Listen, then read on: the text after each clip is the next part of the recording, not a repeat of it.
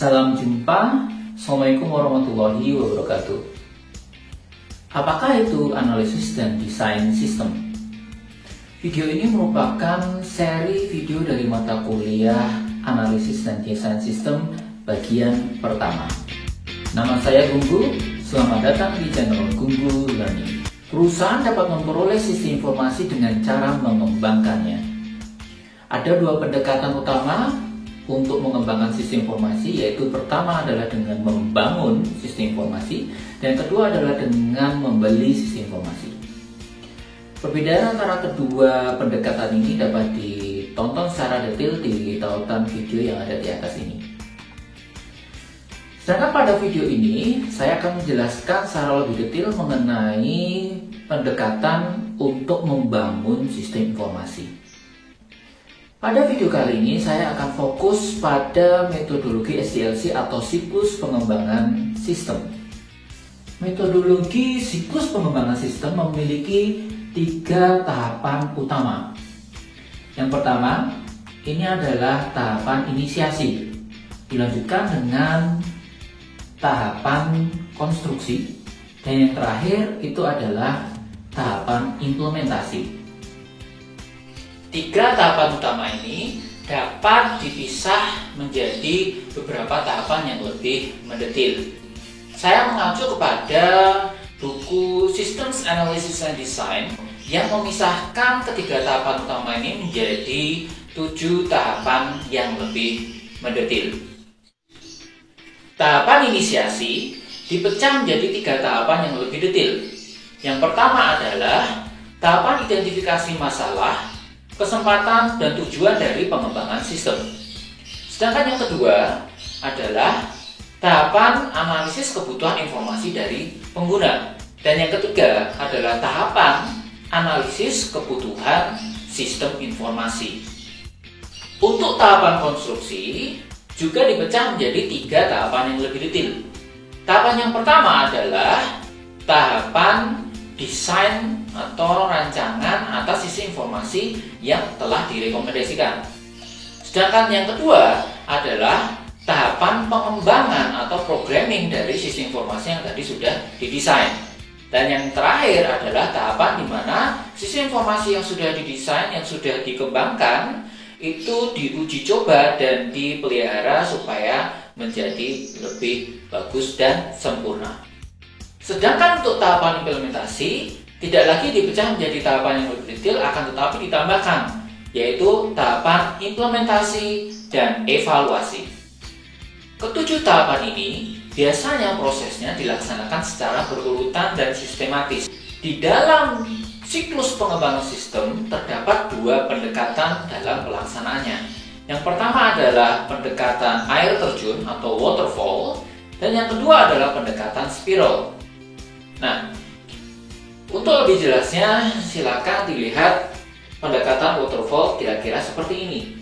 Jadi mulai dari tahapan pertama, identifikasi masalah, dilanjutkan ke tahapan kedua, dilanjutkan ke tahapan ketiga, sampai tahapan terakhir kembali lagi ke tahapan yang pertama.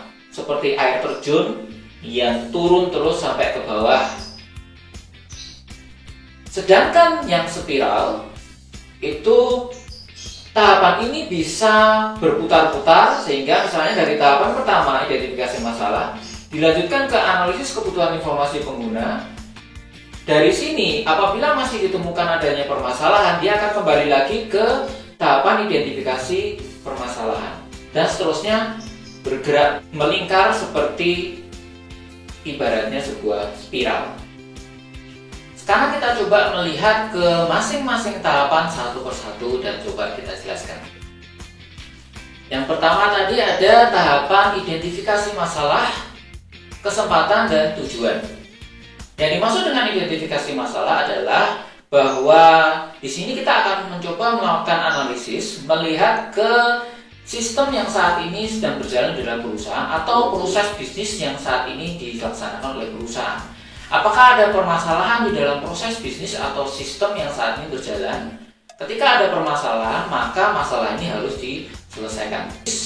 Seiring dengan perkembangan teknologi, ini merupakan kesempatan bagi perusahaan untuk memperoleh satu keuntungan keunggulan kompetitif. Di sini kita mencoba menentukan tujuan dari pengembangan sistem ini.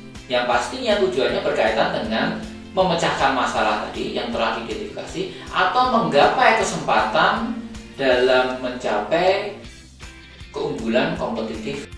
Sedangkan yang kedua, tahapannya adalah tahapan analisis kebutuhan informasi dari pengguna. Nah, di sini kita bisa melihat bahwa pendekatan dalam siklus pengembangan sistem itu melihat ke sebenarnya informasi apa saja yang dibutuhkan oleh pengguna.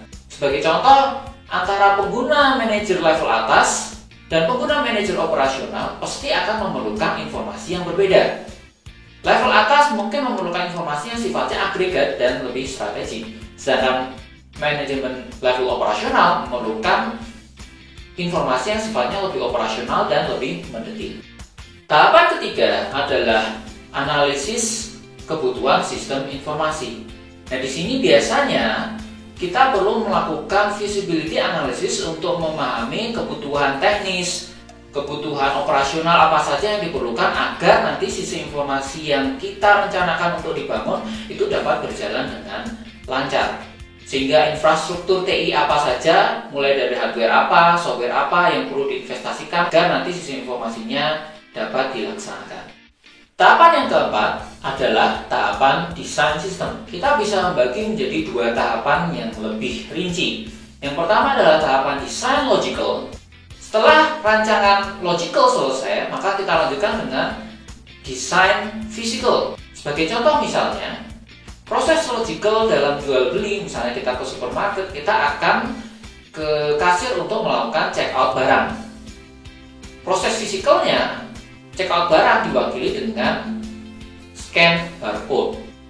Tahapan yang kelima adalah tahapan di mana kita mulai mengembangkan sistem yang sudah kita desain sebelumnya, yaitu dengan mulai melakukan coding dan pemrograman.